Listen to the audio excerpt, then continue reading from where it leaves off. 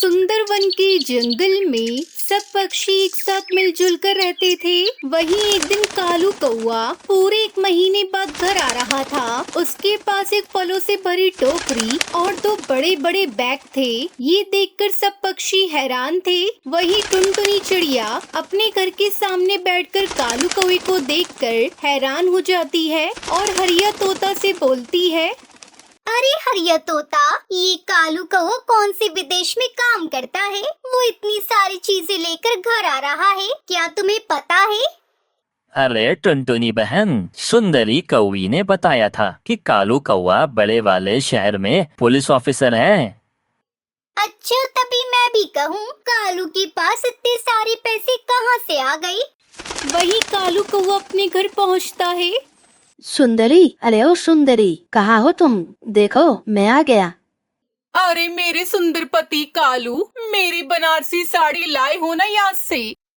हाँ, बनारसी साड़ी भी और सोने के झुमके भी सब लाया हूँ। लो ये मिठाई निकालो और ये पड़ोसियों में बांट दो तुम। हाँ कालू जी, मिठाई भी बांट दूंगी और सबको बता भी आऊंगी कि मेरे कालू बड़े ऑफिसर पुलिस में है। कालू जी आप बैठिए, मैं पहले आपको खाना देती हूँ। आप जानते हैं, आपको इतना सारा सामान लाते हुए देखकर सभी पक्षियों के होश उड़ गए। ये कहकर सुंदरी कौवी मिठाई बांटने टुनटुनी चिड़िया के घर जाती है। अरे ओ टुनटुनी, कहाँ हो तुम? देखो क्या लेकर आई हूँ तुम्हारे लिए। लो ये मिठाई तुम्हारे कालू भाई लेकर आए सबके लिए। ये सुनकर टुनटुनी चिड़िया बहुत खुश हो जाती है। अरे ये तो बड़ी खुशी की बात है सुंदरी कौवी। सुना है कालू भैया पुलिस में भर्ती हो गए हैं, क्या ये सच है सुंदरी कौवी? हाँ टुनटुनी, वो बहुत बड़ा अफसर है मेरा कालू। अच्छा मैं जाती हूँ, मुझे कबूतर और तोते को भी मिठाई देनी है, सबको खुशखबरी देनी है। फिर सुंदरी कौवी कबूतर के घर जाती है। अरे बंटी भैया, ये लो मिठाई। आप तो आवारा आवारा कहते थे मेरे कालू पति जी को। देख लो बंटी कबूतर, मेरा पति कालू बड़ा अफसर बन गया है। अब क्या बोलोगे तुम? हाँ सुंदरी कौवी, स्कूल में तो मेरे साथ ही पढ़ता था। वो सबसे नालायक था। पुलिस में कैसे भर्ती हो गया, मुझे विश्वास नहीं हो रहा। अरे बंटी भैया, ये मिठाई खाओ और विश्वास कर लो, अगली बार मेरा कालू पति जब आएगा पुलिस की वर्दी पहन कर आएगा, पूरा जंगल देखेगा मेरे कालू पति जी को। हाँ नहीं तो। वही रात को कालू कौवा सुंदरी कौवी के पास बैठा बड़ी बड़ी बातें छोड़ रहा था। अच्छा सुनो कालू जी, अगली बार पुलिस की वर्दी पहन कर आना। मैं चाहती हूँ सबको पता चल जाए कि मेरा कालू पुलिस कर्मी है।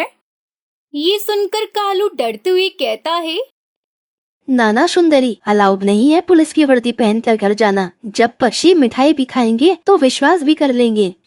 कालू कौवा वापस चला जाता है। वापस जाकर वो अपना काम शुरू करता है। कालू ऐनक लगाकर और सामने छड़ी रखकर वो अपना भीख मांगने का काम शुरू करता है। कालू कौवे को उसके काम के अच्छे मुनाफा हो रहा था। थोड़ी ही देर में कपड़े पर ढेर सारे सिक्के जमा हो जाते हैं। एक दिन टुनटुनी चिड़िया घबराई हुई सुंदरी कौवी के पास आती है। सुंदरी बहन, अरे सुंदरी बहन, बहुत बुरा हुआ, मेरे भाई को पुलिस ने पकड़ लिया है। मेरे साथ चलो तुम, हम कालू भाई से बात करते हैं। वो मेरे भाई के लिए सिफारिश कर देंगे और उसे बाहर निकलवा देंगे। चिंता ना करो चिड़िया, मेरा कालू बहुत बड़ा अफसर है अफसर। वो तो मिनटों में तुम्हारे भाई को पुलिस से छुड़वा देगा। मैं फोन करती हूँ अभी कालू जी को। सुंदरी कौवी कालू को फोन मिलाती है। हेलो सुंदरी, कैसी हो? सुनो कालू जी, कहाँ पर हो आप? मैं ड्यूटी पर हूँ। ये सुनकर सुंदरी कौवी फोन काट देती है। अरे अपने कानू से सुन लिया, मेरा कालू कितना बड़ा अफसर है। ये सुनकर टुनटुनी चिड़िया सुंदरी कौवी के साथ जाती है। रास्ते में कबूतर भी टुनटुनी चिड़िया के साथ आ जाता है। वो सब उड़ते उड़ते दूसरे जंगल पहुंच जाते हैं जहां कालू कौवा काम करता था। अरे सुंदरी, तुम कालू कौवे को फोन करो, ऐसे तो उसे इस जंगल में ढूंढना बहुत मुश्किल होगा। ना ना टुनटुनी चिड़िया, मैं तो सरप्राइज ही दूंगी अपने कालू पति जी को। वो तीनों उड़ते हैं, कभी यहाँ तो कभी वहाँ। वो सारी शहर वाले जंगल में घूमते हैं और फिर टुनटुनी चिड़िया को एक पेड़ के नीचे कोई बैठा भीख मांगता हुआ दिखाई देता है।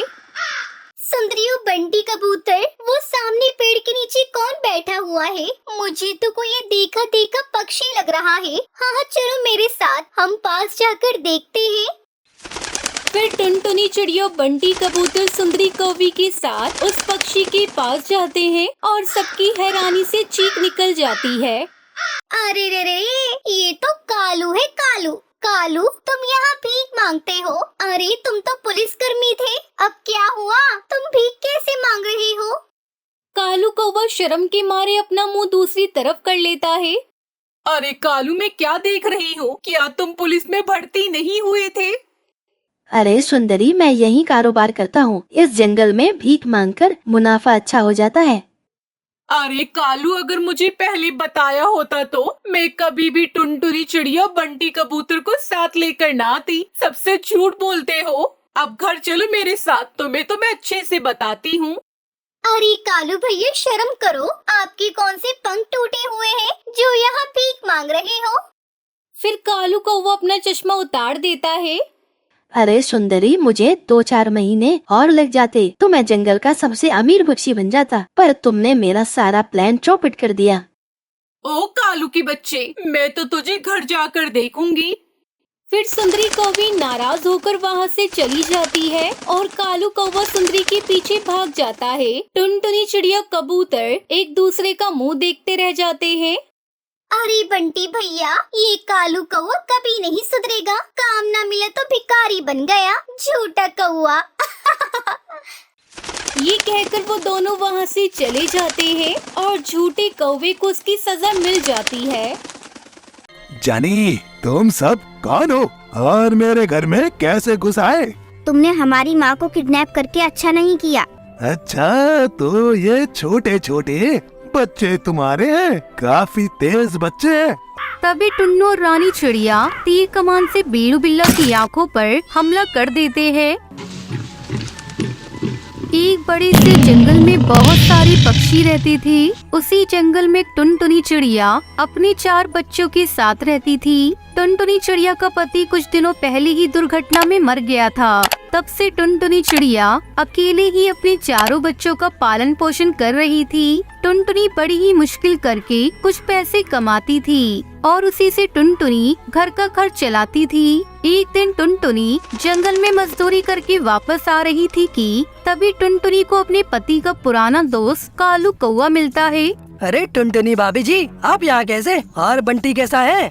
अरे कालू भाई साहब, आपको नहीं पता क्या? कुछ दिनों पहले बंटी की मौत तो एक दुर्घटना में हो गई थी। बंटी के मर जाने के बाद 4 बच्चों की जिम्मेदारी मेरे सर आ गई। अपने घर का पालन पोषण करने के लिए यहीं पर मजदूरी करने आती हूँ। अरे टुनटुनी भाभी, बंटी के बारे में सुनकर बड़ा दुख हुआ, लेकिन आप इतनी दूर मजदूरी करने क्यों आती हो? आपके जंगल में भी तो मजदूरी होती होगी, आप वहीं मजदूरी क्यों नहीं कर लेती?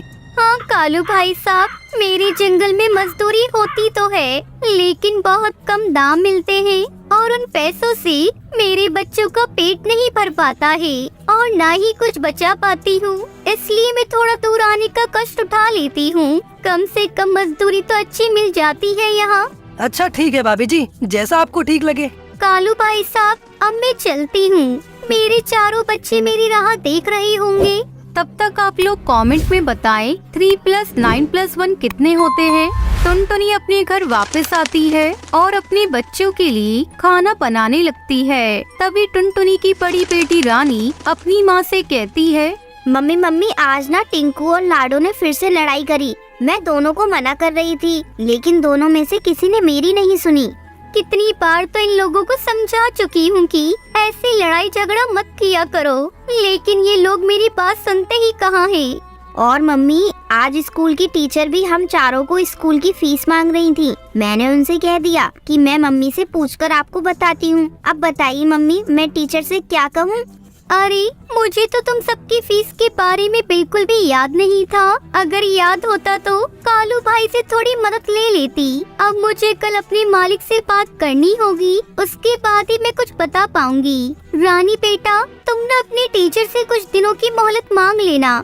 ठीक है मम्मी, मैं टीचर से कहूँगी। अगर टीचर मान जाती हैं तो ठीक है, वरना फिर हम सबको अपना स्कूल छोड़ना पड़ेगा। तभी घर में बाकी बच्चे एक साथ आते हैं और अपनी माँ से कहते हैं, मम्मा हमें खाना दे दो। हाँ चलो, तुम चारों बैठो, मैं तुम सबको खाना देती हूँ।